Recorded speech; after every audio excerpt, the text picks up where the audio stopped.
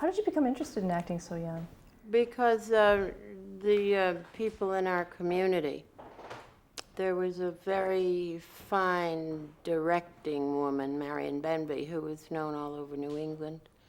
And she directed for a thing called the Tavern Players in Lynn, Massachusetts, and various parents and children were in it. So my mother took my sister and myself and started playing. First I played a frog, and might have been Cinderella, or no, might have been Sleeping. I don't know what it was. That first play I was a frog in.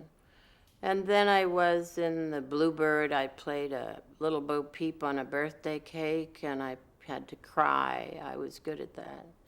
And I played a plate in the Bluebird and things like that. And she took an interest in me, and so I played leading roles in The Bird's Christmas Carol and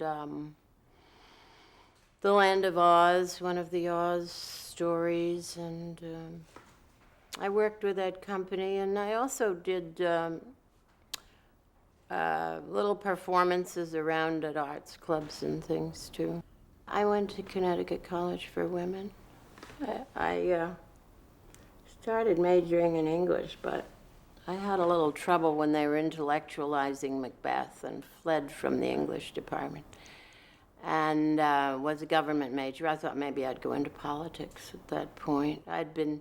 My father was a local politician in the state legislature, and I'd always helped him and his campaigns, and I thought that I might do that, like public speaking a lot.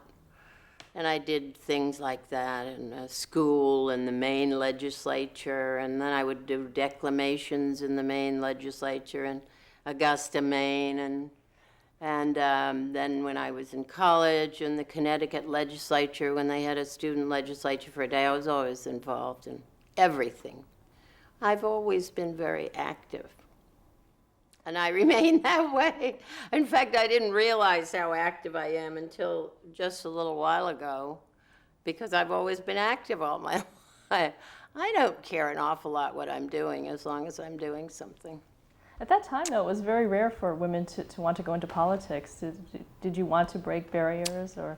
No, I didn't have any intention of breaking any barriers. I'm not that kind of person.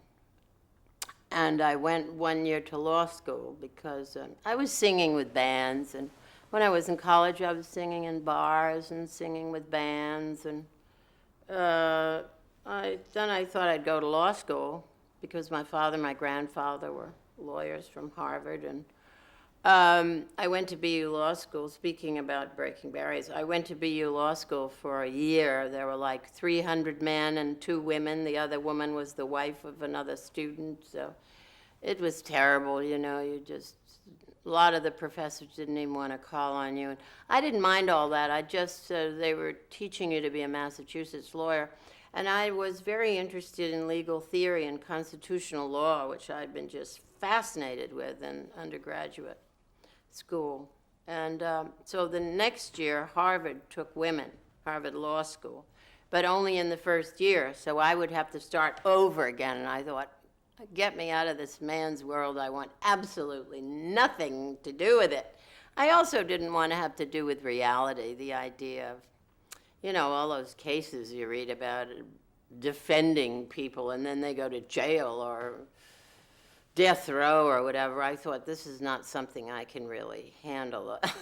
This kind of reality doesn't sound too good to me, to have people's fate in my hands. Even though I thought I would be a good lawyer. I think to this day I would be a good lawyer. But it's good for politics, too, to be a lawyer.